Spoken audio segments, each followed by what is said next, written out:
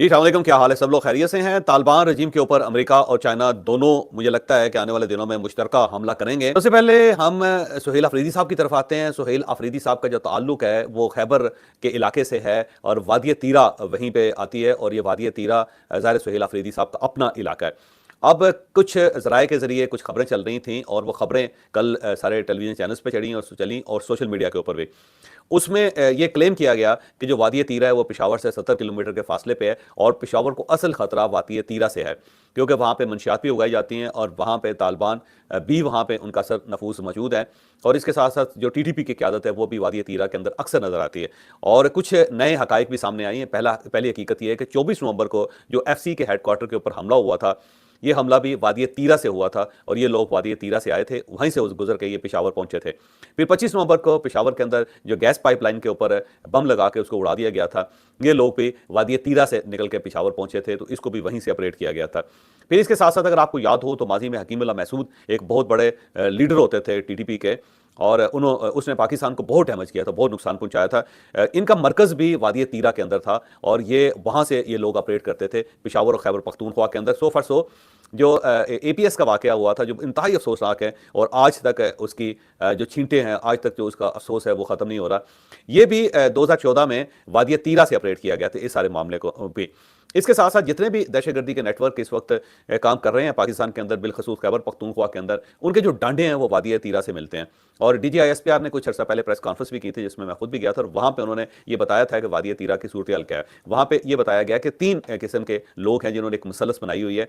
एक तो वहाँ पे मंशियात उगाई जाती हैं और उसका नेटवर्क बहुत तगड़ा है। फिर सियासतदान हैं जो उस वादी से ताल्लुक़ रखते हैं या फिर खैबर पख्तूनख्वा से ताल्लुक़ रखते हैं और उनको ये जो स्मगलर्स का नेटवर्क है वो बाकायदा सपोर्ट करता है। और इसके साथ साथ जो तालिबान हैं या TTP के जो लोग हैं वो भी वादी तीरा के अंदर बैठे हुए हैं और ये जो लोग जिनको हम स्मगलर कह सकते हैं और सियासतदान कह सकते हैं, ये उनकी खिदमात हासिल करते हैं, यानी इनको रकम अदा की जाती है और वो लोग इनको प्रोटेक्शन देते हैं और उनके जो दुश्मन हैं उनके ऊपर अटैक भी किया जाता है और स्टेट को कमज़ोर भी किया जाता है। तो ये अगर देखा जाए तो ऐसा लगता है कि आने वाले दिनों में वादी तीरा में को बड़ा ऑपरेशन होने वाला है और सिर्फ ऑपरेशन नहीं होगा बल्कि जो लोग इसके अंदर मुलव्वस होंगे, जो एक मुसल्लस का हिस्सा होंगे, उन सबको भी मुझे लगता है कि आने वाले दिनों में खासा मुश्किल वक्त है उसका सामना करना पड़ेगा और सुहेल अफरीदी साहब उसके अंदर शामिल होंगे। और अगर सुहेल अफरीदी साहब खुद नहीं होते तो इनका कबीला इसके घेरे में आ जाएगा और अगर कबीला नहीं आता तो इनके ख़ानदान के वो लोग जिनके ऊपर शक किया जाता है कि वो स्मगलर्स हैं, वो ज़रूर इस घेरे का शिकार हो जाएंगे और वो फंस जाएंगे। ये मेरा एक ज़ाती एनालिसिस है। मुझे लगता है कि आने वाले दिनों में वादी तीरा से कोई बड़ी खबर आने वाली है। इसके साथ साथ अमेरिका ने जो इमिग्रेशन लॉज हैं उनके अंदर तब्दीली करने का फैसला कर लिया। डोनाल्ड ट्रंप ने कल ट्वीट भी की और ये ऐलान भी किया कि जनाब तीसरी दुनिया से जो इमिग्रेशन है उसको मुस्तकिल तौर पर मैं रोक सकता हूँ। बल्कि उन्होंने बड़े फोर्सफुली कहा कि ये अब मुस्तकिल तौर पे हम इमिग्रेशन को रोक देंगे जो अमेरिका की तरफ हो रही है। और ये 19 मुल्कों का जिक्र कर रहे हैं जिसके अंदर ज़ाहिर है पाकिस्तान भी शायद गालबन शामिल हो या अफगानिस्तान तो पहला शोर शामिल है और उसके साथ साथ कुछ अफ्रीका के मुल्क हैं जिसके ऊपर पाबंदी अमेरिका ने पहले भी लगाई थी। मुझे लगता है डोनाल्ड ट्रंप अनकरीब जो है ये अनाउंसमेंट करने वाले हैं और उसकी बुनियाद जो है वो 2 नेशनल गार्ड्स के ऊपर जो अफगान शहरी का हमला है वो बनी।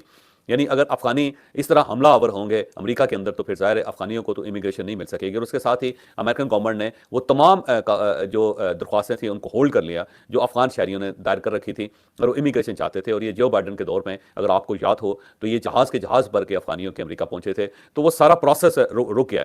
अब उसमें डोनाल्ड ट्रंप का ये कहना है कि मैं इन सब लोगों को यहाँ से निकालूंगा भी, क्योंकि अगर ये लोग यहाँ पे रहते हैं तो अमेरिका की सालमियत को बहुत ज़्यादा खतरा है। और साथ ही उन्होंने वो तमाम वफाकी मराहत रोक दी हैं जो इमिग्रेंट्स को अमेरिका के अंदर दी जाती थी और उसके साथ साथ वो तमाम सब्सिडीज़ भी ख़त्म करने का फैसला कर लिया है अमेरिका ने। जो ज़ाहिर जो लोग महाजरत करते हैं या हिजरत करते हैं या फिर इमिग्रेंट्स हैं जिनको अमेरिका के अंदर हासिल हैं, वो सारी सब्सिडीज़ भी विड्रॉ होने वाली है। तो बड़ा खौफनाक फैसला है। अब देख लें अगर अफगान इस तरह अटैक करेंगे तो अल्टीमेटली उसका कुछ ना कुछ नतीजा तो निकलेगा। आगे चल के मैं आपको बताऊंगा ये जो चाइना के ऊपर हमला हुआ है उसमें चाइनीज़ और अमेरिकन मिलकर क्या करना चाहते हैं। इसके साथ साथ जनाब इंडिया के अंदर एक बहुत बड़ी बहस चल रही है और वो बहस ये चल रही है कि इमरान खान साहब जो हैं उनका मिज़ार लाहौर में बनेगा या फिर इस्लामाबाद में बनेगा, क्योंकि जो इंडियन मीडिया है उसने ऑलमोस्ट इमरान खान साहब को दुनिया से रुखसत कर दिया है। बड़े बड़े लोग हैं जिसमें बरखा दत्त भी है शामिल है, जिसके अंदर फिर आदित्य राजकोल है वो शामिल है, ANI उनकी एक बड़ी न्यूज़ एजेंसी है वो शामिल है। वो ऑलमोस्ट इमरान खान साहब को फोत कर ही चुके हैं और उन सब का ख्याल ये है कि इमरान खान साहब जो हैं वो जेल के अंदर फोत हो चुके हैं और अब उनके मिज़ार बनने का टाइम आ गया है। بلکہ باقاعدہ وہاں پہ خبریں چل رہی ہیں انڈیا کے اندر کہ عمران خان صاحب کے لیے یہ بڑا پریشانی کا باعث ہے ان کی فیملی کے لیے کہ ان کو کہاں دفن کیا جائے، لاہور میں دفن کیا جائے یا پھر اسلام آباد میں دفن کیا جائے. عجیب لوگ ہیں ویسے. اب دیکھ لیں عمران خان صاحب کے اوپر اتنا زیادہ پریشانی جو ہے وہ پاکستان کے اندر نہیں جتنی پریشانی انڈیا کے اندر ہے. تو وہ جو کہا جاتا تھا کہ اس کے پیچھے انڈین لابی ہے، یا یہ کہا جاتا تھا کہ یہ خبریں جو ہیں وہ انڈین لابی سے ریلیز ہوتی ہیں اور سوشل میڈیا نیٹ ورک جو عمران خان صاحب کو سپورٹ کر رہا ہے وہ انڈینس کا ہے، تو یہ بات ثابت ہو گئی کہ کتنی زیادہ پریشانی انڈیا کے اندر عمران خان صاحب کے لیے ہے. جبکہ یہ وہی عمران خان ہے جب یہ اقتدار میں تھے تو مودی صاحب اور ان کی پارٹی ان کے بارے میں کیا کیا نہیں کہتی تھی. تو اس سے میرا خیال ہے پاکستانیوں کی آنکھیں کھل جانی چاہیے کہ جو کچھ پاکستان کے اندر ہو رہا ہے اس کے ڈانڈے بالآخر انڈیا کے اندر سے ہی ملیں گے آپ کو، جو ظاہر ہے پاکستانیوں کے لیے پریشانی کا باعث ہونا چاہیے. اس کے ساتھ ساتھ جناب پاکستان تحریک انصاف خود عمران خان صاحب کی سلامتی کے لیے خاصی پریشان ہے، اور میرا خیال ہے ان کی پریشانی بجا ہے، اور عمران خان صاحب سے ان کی بہنوں کی اور پارٹی کی ملاقات ہونی چاہیے اور ہر صورت ہونی چاہیے. جب اس قسم کا قیاس ہو تو فوری طور پہ گورنمنٹ کو کوئی نہ کوئی ویڈیو ریلیز کر دینی چاہیے، اور اگر ویڈیو ریلیز نہیں ہوتی کوئی ایک دو لوگ جو ہیں چلیں اور نہیں تو بیرسٹر سیف صاحب کو بھی بھیج دیا جائے جو ماضی میں جاتے تھے، تاکہ عمران خان صاحب کی خیریت جو ہے وہ معلوم ہو جائے. لیکن اس کے ساتھ ساتھ جو اڈیالہ جیل کے جو حکام ہیں ان کی طرف سے ایک کچھ وضاحت آئی ہے، وہ وضاحت میں آپ کے سامنے رکھ دیتا ہوں. ان کے مطابق یہ ہے کہ عمران خان صاحب سے اڈیالہ جیل میں ہر اس شخص کی ملاقات ہو جاتی ہے جو اڈیالہ جیل تک پہنچ جاتا ہے. اب اگر انہیں راستے میں روک لیا جاتا ہے تو اڈیالہ جیل کی جو انتظامیہ ہے اس میں کچھ نہیں کر سکتی. یعنی کہ کسی بھی صاحب نے اگر اڈیالہ جیل کے گیٹ کو ہاتھ لگا دیا، انہوں نے کہا جی میں عمران خان صاحب سے ملنا چاہتا ہوں منگل یا جمعرات کو، تو پھر اس کی ملاقات ہو جاتی ہے. ساتھ یہ بھی بتایا گیا کہ وہ انتہائی صحت مند ہیں، مکمل طور پہ صحت مند ہیں اور محفوظ ہیں، اور بشا بی بی سے ہر ہفتے ان کی ملاقات ہوتی ہے، اور اس ہفتے بھی ان کی ملاقات ہوئی. ساتھ ہی جیل حکام نے یہ بھی بتایا کہ عمران خان صاحب کے پاس 6 کمرے ہیں جس کے اندر وہ رہائش پذیر ہیں.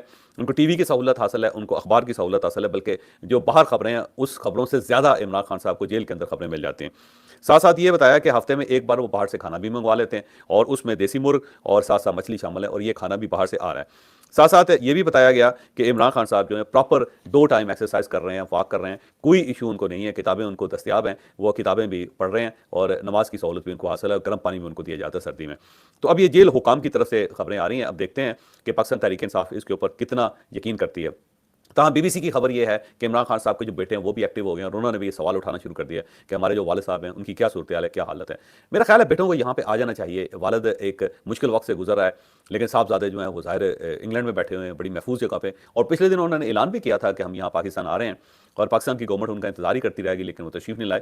تو اگر اچھی اولاد ہو تو اسے اپنے والد کا خیال رکھنا چاہیے. تو انہیں چاہیے کہ یہ پاکستان آ کے اپنے والد کی سلامتی کے بارے میں یہاں پہ آ کے سوال اٹھائیں اور آواز بھی اٹھائیں.